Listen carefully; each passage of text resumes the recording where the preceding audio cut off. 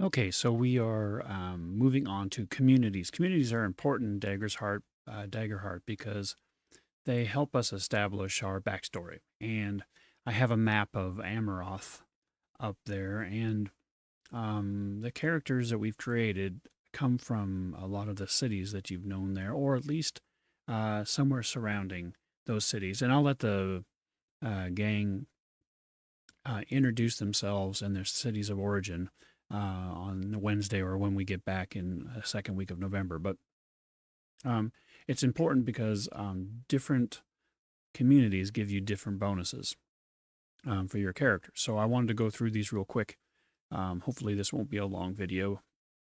Okay, so let's start with Highborn. Um, Being highborn um, means you're accustomed to a life of elegance, opulence, prestige within the upper echelons of society. So you're basically a noble.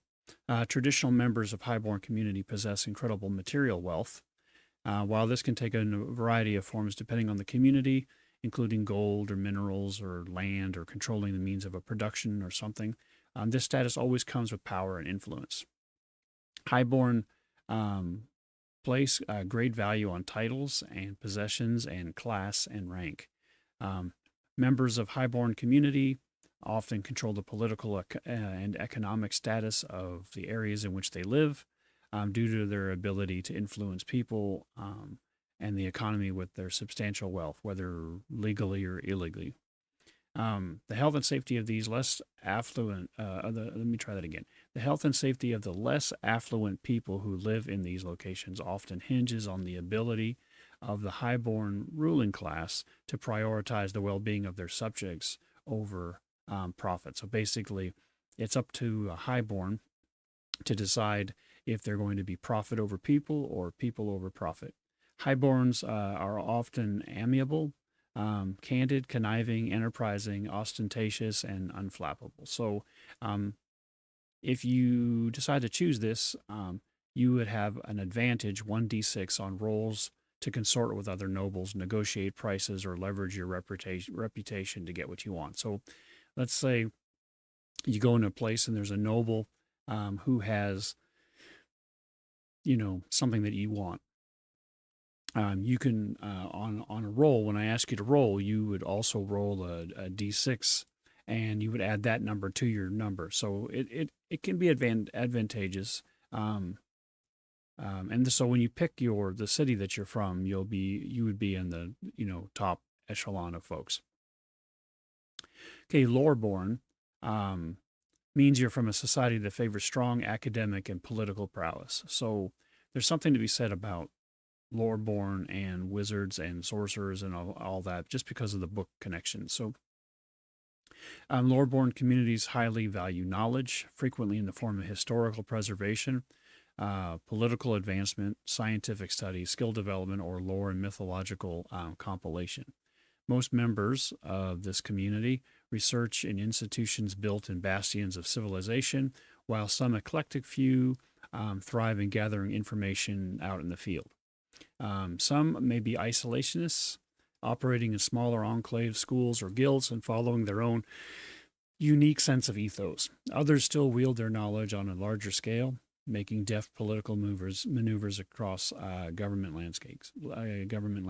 Loreborn are often direct, eloquent, inquisitive, patient, and witty. So, um, person from this community would be well read and have an advantage, 1d6 advantage on roles that involve history, culture, politics, or especially if it's a prominent person. Okay, Ridgeborn. Being part of the Ridgeborn community means you've called the rocky peaks and sharp cliffs of the mountain side your home. Those who live in the mountains often consider themselves hardier than most because they thrive amongst the most dangerous terrain and most many continents have to offer. So these groups are adept at adaptation, developing unique technologies and equipment to move both people and products across difficult terrain. As such, Ridgeborn grow up scrambling and climbing, making them sturdy and strong willed. Ridgeborne localities appear in different forms. Some cities carved out in the entire cliff face. This, by the way, would be excellent for giant or dwarf, because that's kind of that's where they live. Um, Outside forces often struggle to attack Ridgeborne groups, as small militias and large military forces of the mountain are adept at utilizing the high ground advantage. Ridgeborns are often bold, hardy, indomitable, loyal, reserved, and very stubborn. Again, dwarves and giants. Seaborn. Um, Going back here, your advantage is that you're steady. You have a 1d6 on rolls to traverse dangerous cliffs and ledges, navigate harsh environments, and use your survival knowledge. So, if we ever end up in the mountains, you have an advantage. Seaborn, being part of the seaborn community means you lived on or near a large body of water your whole life. Seaborn communities are built both physically and culturally around specific waters they call home. Some of these groups live along the shore, constructing ports for locals and travelers alike. These harbors function as a center of commerce, tourist attractions, or even just safe place to lay down one's head after a weeks of traveling. Other seaborne communities live on the water in small boats or large ships, and their idea of home is their ship or and its crew rather than a landmass. No matter their exact location, seaborne communities are closely tied to the ocean tides and creatures that inhabit them. Seaborne learn to fish at a young age and train from birth to hold their breath and swim even in rough waters. Individuals from this group are highly sought after for their sailing skills, and many become captains of vessels, whether within their own community, working for another, or often at the helm of powerful navies. Seaborn person is candid, cooperative, exuberant, fierce, resolute, weathered. These last little bits that I'm giving you are ways to construct your character, if you want to develop your personality. Your feature is you know the tides. You can sense the ebb and flow of life. When you roll with fear, place a token on your community card. You can hold a number of tokens equal to your level. So you'll be level 1, you'll be able to hold 1 token. Before you make an action roll, you can spend any number of these tokens to gain a +1 bonus to the roll for each token spent. At the end of each session, clear all the unspent tokens. So it's great because, sometimes 1 point makes a difference between succeeding or failing. Slyborn. We get into a little slimier now. Slyborn are come from a group that operates outside the law. So they're mischievous, they're rogues, they're criminals, grifters, con artists. Members of the Slyborn community are brought together by their disreputable goals and their clever means of achieving them. Many people in these communities have an array of unscrupulous skills like forging and thievery, smuggling, violence, assassination, that kind of thing. People of any social class can be Slyborn. So you can be noble or you can be the poorest person on the street. From those who have garnered vast wealth to those that have not 2 pennies to rub together. To the outside eye, Slyborn might appear to be ruffians with no loyalty, but these communities possess some of the strictest codes of honor that there is. When broken, they can result in terrifying ends to the transgressors. So think about our first meeting. Val, Stephen's character, the rogue assassin, he broke the honor code by leaving his community. And now they're hunting him because he's a Slyborn. Slyborns are very calculating, clever, formidable, perceptive, shrewd, and tenacious. Underborn. You have a Slyborn, you have a 1d6 on rolls that negotiate with criminals, detect lies, or find a safe place to hide. Underborn. Being part of the Underborn community means you're from subterranean society. This is great for rivets, your turtle people, your fungi folks. Those are all, if you played an elf, but you wanted to play like more of a dark elf sort of thing, kind of like a D&D drow, we could probably do Underborn.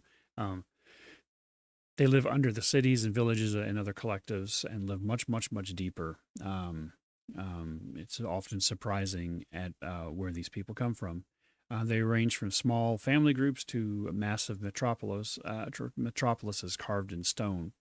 In many locales, Underborn are recognized for their incredible boldness and skill that enable great feats of architecture and engineering. Um, if you think of the fact of what they're building underground, it's pretty remarkable. Um, they're usually hired for their bravery. Even at the least daring of them are likely to be. Let me try that again. Underborn are regularly hired for their bravery, as even the least daring among them has likely encountered uh, formidable below ground beasts. So like a bullet. And learning to dispatch these creatures it's just a common practice that even the children know how. Because of the dangers of their environment, many underborn communities develop unique nonverbal languages that prove equally useful on the surface. Again, this is like the fungal thing that we were talking about. So, underborn are composed, elusive, indomitable, innovative, resourceful, and unpretentious. They have low light living. So when you're in an area with low light or heavy shadow, you have a 1d6 roll to hide, investigate, or perceive details that other people can't see. So it's kind of like an enhanced night vision, um, or like dark vision on steroids. Wanderborn are means you live as a nomad. Uh, Lyra, the Katarian that we have in our group. You'll meet her this week. She is a Wanderborn, foregoing a permanent home and experiencing a wide variety of cultures. Unlike many communities that are defined by a locale, Wanderborn is defined by their traveling lifestyle. They're gypsies, if essentially. Because of their frequent migration, Wanderborn put less value on the accumulation of material possessions in favor of acquiring information, skills, and connections. While some Wanderborn are allied by a common ethos, such as religion or a set of politics or economic values, others come together after shared tragedy, such as the loss of their home or land. No matter the reason, the dangers posed by life on the road and the choice to continue down the road together mean that the Wanderborn are known for their unwavering loyalty because they're coming together in a situation that is rough, and so they stick together like thieves. Wanderborn are all often inscrutable, uh, magnanimous, mirthful, reliable, savvy, and unorthodox. They're outside the box thinkers.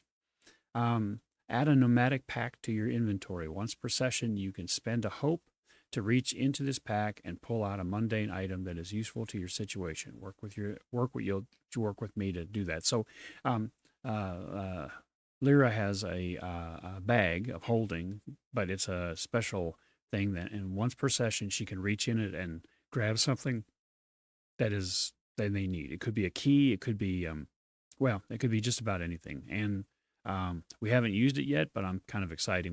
It'll be fun when we do. Wildborn. I think about this as being the folks that are um, fairy elves, any of the faun, the minotaur people. I think about this for the simian people. Being part of Wildborn community means you live in deep within the forest. Wildborn communities are defined by their dedication to the conservation of homelands. So, like druids are especially tuned. So, if you're Brian's character, you'll meet Brian. Well, you won't meet him this week. He has to work, but he's our druid. He is both an elf and a druid, and so he comes from a wild-born background. They are very strong cultural ties based off of preserving nature. Um, it's a hallmark of wild-born societies to integrate their villages and cities with the natural environment to avoid disturbing the lives. So, in D&D, some elves live up in trees. That's kind of how this kind of works. While some construct their lodgings high in the branches of trees, others establish homes on the ground beneath the forest canopy, sometimes within the tree themselves, sometimes within caves or underground, but not so underground that they would be underborn, right? So they still want their connection with um, nature is super important to them. It's not uncommon for wildborn to remain reclusive and hidden within their woodland homes. So Perry, which is our 2.5 foot fairy ranger with the kimchi, the saber-toothed kitten, he comes from one of those environments where you would never have seen him if it wasn't for the fact that something destroyed his people. and so he's trying to figure out what did that. They are hardy and loyal, nurturing, reclusive, sagacious, and vibrant. You'll have to look up sagacious because it's not a word that I use often, but that's the way they describe it. Um, so that's it for the communities. I know what you're seeing on the screen now says domains. I think domains. It's much better if we talk about domains on Wednesday when you come because it's basically what powers your magic. And so I want you to look at the cards rather than try to bump through them here. So anyway, can't wait to till Wednesday to see what kind of character you're picking. And all right, I'll talk to you then.